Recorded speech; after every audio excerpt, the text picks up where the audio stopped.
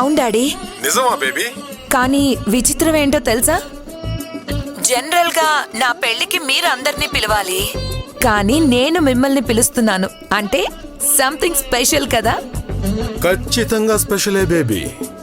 ఈ పెళ్లి వలన మనకి వేల కోట్ల ఆస్తి కలిసి రాబోతుంది. చాలా మంచి గుడ్ న్యూస్ చెప్పావే. ఇది ఖచ్చితంగా సెలబ్రేట్ చేసుకోవాలి బేబీ. తప్పకుండా చేసుకోవాలి మమ్మీ. కాకపోతే కొద్ది రోజులు ఆగు. రేపటి రోజు కోసం మనం ఎప్పటి నుంచో ఎదురు చూస్తున్నాం కదా.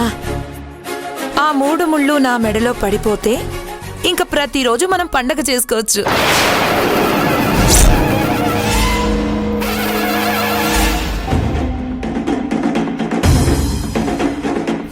మమ్మీ, రేపొద్దున్నే వచ్చేస్తారుగా? సాగర్ని కూడా తీసుకురండి. అక్షయ్ ఇల్లంటే అందరికన్నా ముందు వాడే ఉంటాడు కదరా.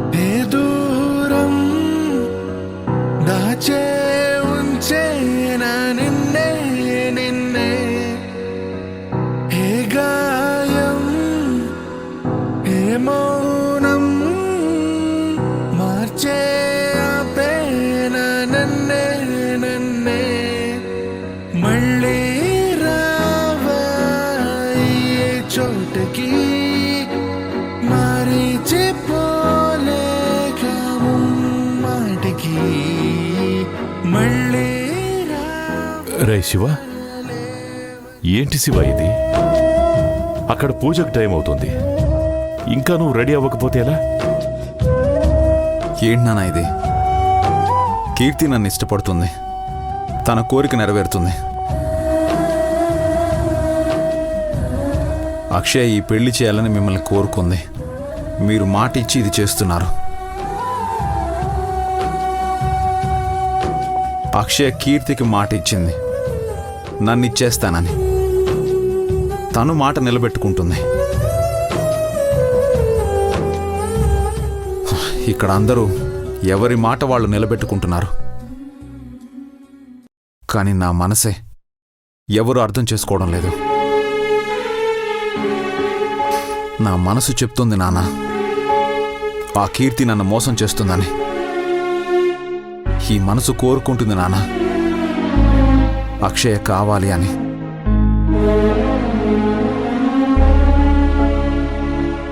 ఆ మనసుని చంపుకొని అక్షయ్ ముందే కీర్తికి తాళి ఎలా కట్టమంటారు? నీ బాధ మాకు అర్థమైంది శివ, కాని జీవితం అంటే అదేరా. ఇష్టం లేని దాన్ని ఇష్టంగా తీసుకోవాల్సి వస్తుంది. కీర్తి నిన్ను మోసం చేసింది అనడానికి ఆధారం లేదు. అలా అని గుడ్డిగా కీర్తిని నమ్మొద్దు అంటే అక్షయ ఒప్పుకోదు. బాధ అనిపించినా నువ్వు ప్రేమించిన అక్షయ్ కోసం ఈ పెళ్లి చేసుకోక తప్పదురా. అమ్మవారి సమక్షంలో జరుగుతుందిరా. నువ్వు అనుకున్నట్టే కీర్తి నిజంగా తప్పే చేసుంటే స్వచ్ఛమైన తల్లి చూస్తూ ఊరుకుంటుందా?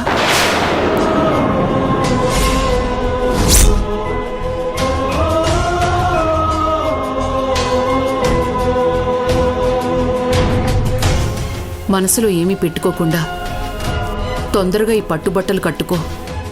ముహూర్తానికి టైం అవుతోంది. తీసుకో.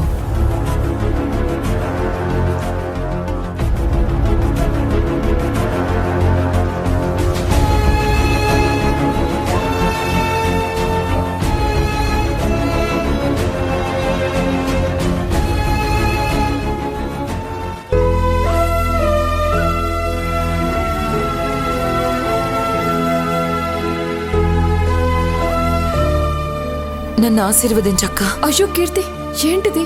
నాకు దండం పెడుతున్నావేంటి? దేవుడికి దండం పెట్టాలి. నాకు నువ్వే దేవతవక్క. దేవుడు కూడా కోరితేనే కోరిక తీరుస్తాడు.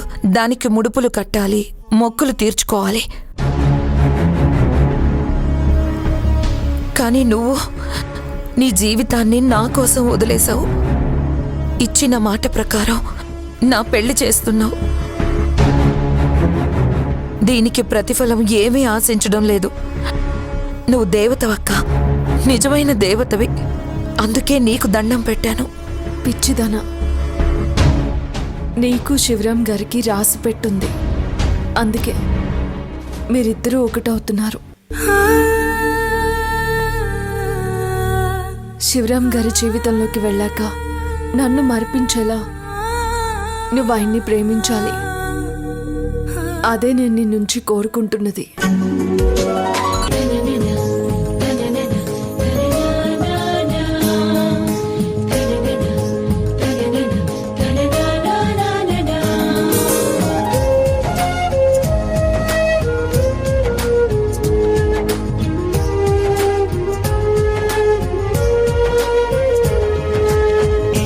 కీర్తి అక్క,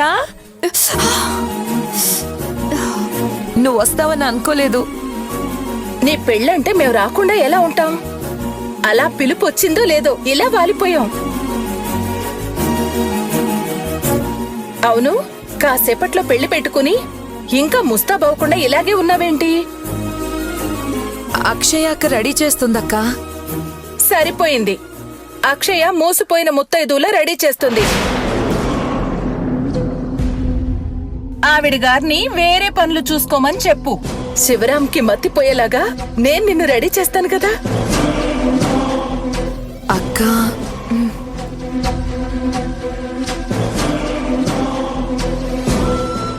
పద.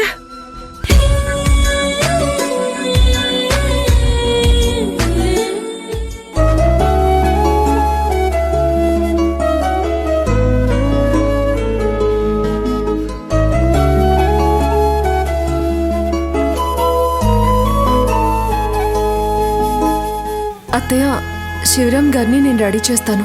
మీరు పూజకు కావాల్సినవి చూడండి. అవునక్షయ, ఉదయం నుంచి వదిన గారు కనిపించడం లేదు. ఎక్కడికైనా వెళ్ళారా? ఎక్కడికి వెళ్ళలేదు అత్తయ్య. ఎంత కాదనుకున్నా జరుగుతున్న దాన్ని మా అమ్మ జీర్ణించుకోలేకపోతుంది. అందుకే బాధపడుతూ పెరట్లో ఉంది.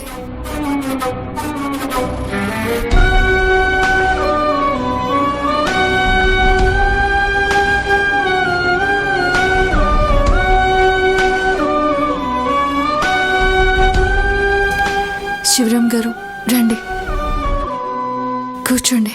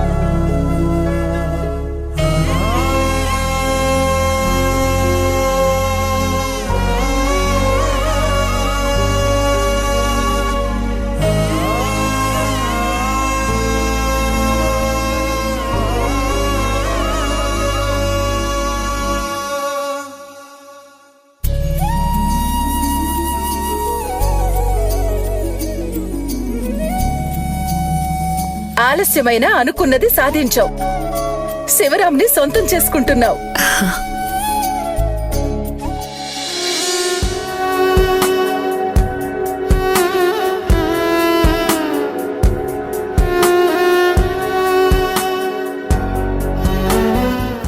కలవడానికి ఎన్ని కష్టాలు పడ్డాం ఈ రోజు విడిపోతామని తెలిసేసరికి అంతకంటే కష్టంగా ఉంది.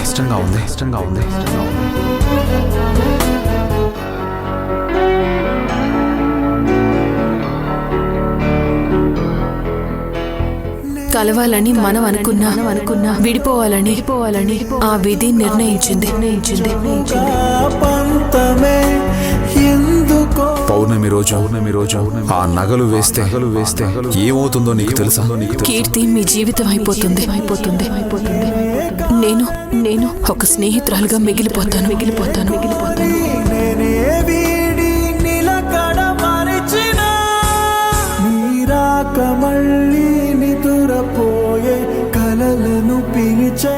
ఈ జన్మకింతే ఎంత బాధో నేడే తెలిసెనే తొలి ప్రేమ నీ గుండెలో గాయమా తొలి ప్రేమ నా వల్లే అనకుమా తొలి ప్రేమ నీ గుండెలో గాయమా తొలి ప్రేమ నా వల్లే అనకుమా.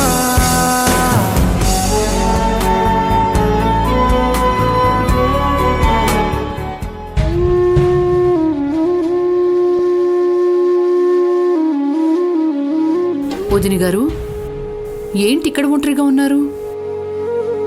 రేపటి నుంచి ఎలాగో ఒంటరి బ్రతికే కదా, అందుకే ఈ రోజు నుంచి అలవాటు చేసుకుంటున్నాను. ఏంటి వదినా, ఏంటా మాటలు? ఇవి కేవలం గొంతులోంచి వస్తున్న మాటలు కాదు వదినా, గుండెల్లోంచి వస్తున్న బాధ. ఇన్నేళ్ళు నేను నా కూతురు ఒంటరిగానే బ్రతికాం. శివరాం రూపంలో మీ కుటుంబం అనే బంధం దొరికింది అనుకున్నాం. కేవలం బంధువుల్లా కాకుండా ఆత్మీయుల్లా కలిసిపోయాం. ఈ రోజుతో మళ్ళీ ఆ బంధం తెగిపోతుంది. శివరాంని పెళ్లి చేసుకుని కీర్తి తీసుకుని వెళ్ళిపోతుంది. మీ కొడుకు, మీ కుటుంబం, మీరు వాళ్లతో వెళ్ళిపోతారు. కొన్నాళ్లు పలకరింపులుంటాయి, క్రమేణా అవి కూడా పోతాయి.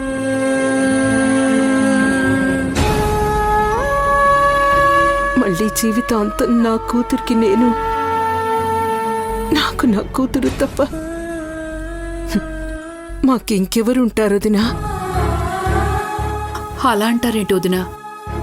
అలా వదిలేసుకునే వాళ్ళమే అయితే ఆశ్రమం నుంచి అక్షయ్ పిలిచిందని అసలు వచ్చేవాళ్ళమే కాదు. ఇంకా ఈ పెళ్ళంటారా? మాకు కానీ మీకు కానీ ఆఖరికి శివతో సహా ఎవ్వరికీ ఇష్టం లేదు. కేవలం అక్షయ్ మాట కోసమే జరిపిస్తున్నాం. అక్షయ్ మాకు దూరం అయిపోకూడదు అనే ఈ పెళ్లి జరిపిస్తున్నాం. పెళ్ళయ్యాక శివరాం వెళ్తే వెళ్ళిపోతాడు, కానీ మేం మాత్రం ఎక్కడికి వెళ్ళం. ఒకవేళ వెళ్ళిపోవడం అంటూ జరిగితే శాశ్వతంగా వెళ్ళిపోవడం తప్ప మిమ్మల్ని వదిలి వెళ్ళిపోవడం అంటూ జరగదు వదినా.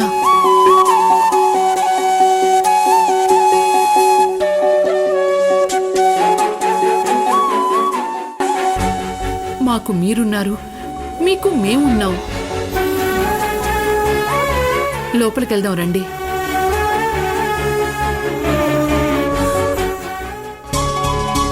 ఓం అరుణాం కరుణాతరంగితాక్షీం ధృతపాశాంకుశపుష్పవాణచాపాం.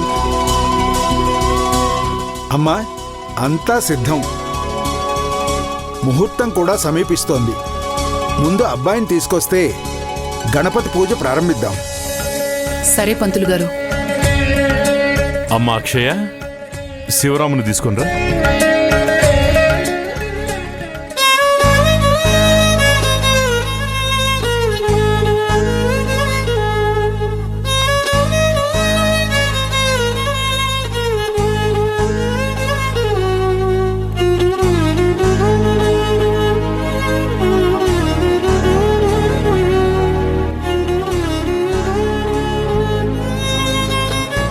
శ్రీమాత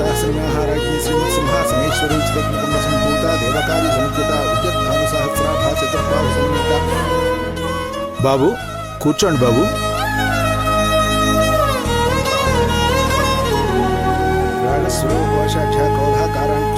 మనోరూపేక్షోదండ పంచతన్మాత్ర సాయక నిజారుణ ప్రభాపూర మధ్య బ్రహ్మాండ మండల చంపక అశోక పున్నాగ సౌగంధిక సంతక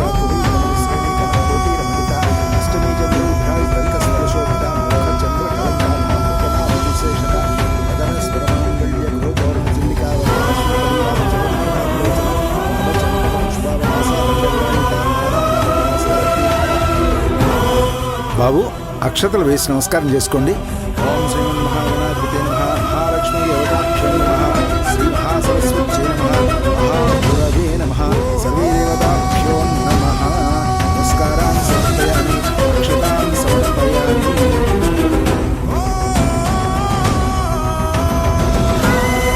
ఒక్కసారి తాళి కట్టేశాక నిజం తెలిసిన ఏ ప్రయోజనం ఉండదక్ష.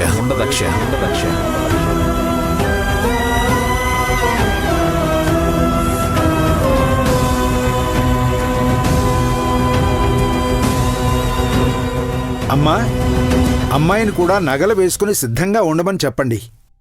అలాగే పంతులు గారు.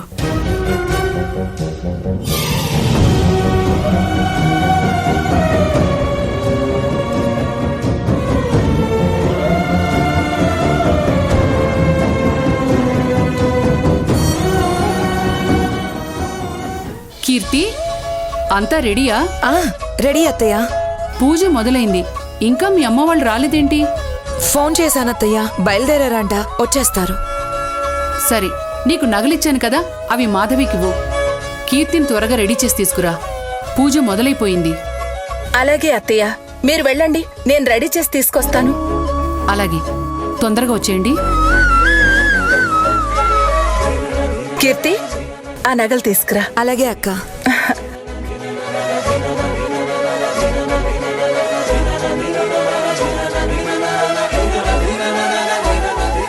మాధవి, కీర్తిని తీసుకురామ్మా.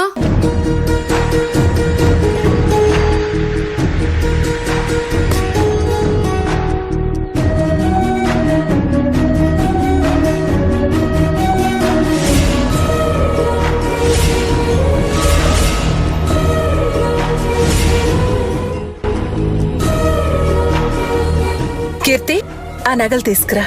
అలాగే అక్క.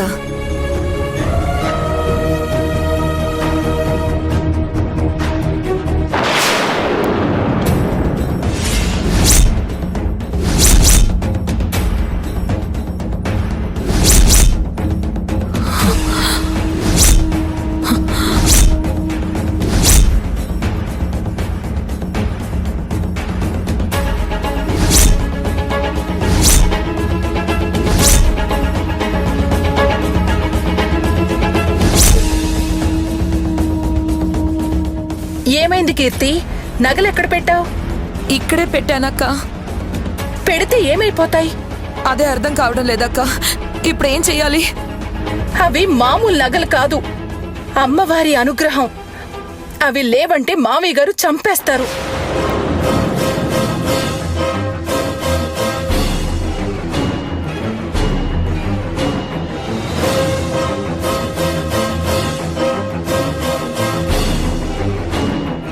ఇప్పుడెలా అక్క?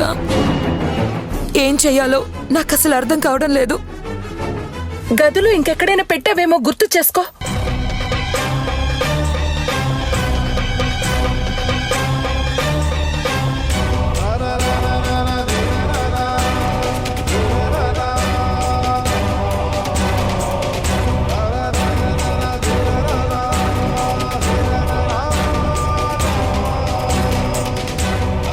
మేఘశ్యామం పీత కౌశయ వాసం.